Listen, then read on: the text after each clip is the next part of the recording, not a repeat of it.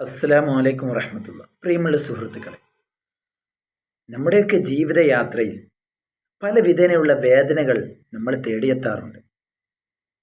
ഒരു വിശ്വാസിയെ സംബന്ധിച്ചിടത്തോളം ഇഹത്തിലാവട്ടെ പരത്തിലാവട്ടെ അവനക്ക് ആശ്വാസത്തിൻ്റെ വഴികൾ അവൻ്റെ മുന്നിലുണ്ട്.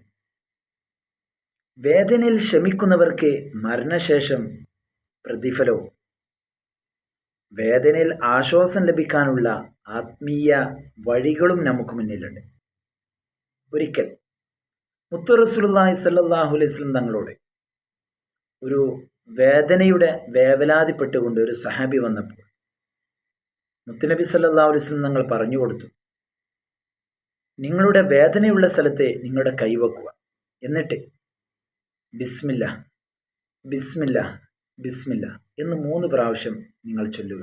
ശേഷം അഊദു ബില്ലാഹി വ ഖുദ്റതിഹി മിൻ ശർരി മാജിദു വ ഹാദിറു എന്നുള്ള ദിക്ർ 7 പ്രാവശ്യം നിങ്ങൾ ചൊല്ലുക എന്ന് മുത്തുനബി സല്ലല്ലാഹു അലൈഹി വസല്ലം തങ്ങൾ പറഞ്ഞു കൊടുക്കുകയുണ്ടായി. അതുകൊണ്ട് നമ്മളെയും വേദനകൾ തേടിയെത്തുമ്പോൾ ഈയൊരു ആത്മീയ ചികിത്സ നാമും പ്രയോജനപ്പെടുത്തുക.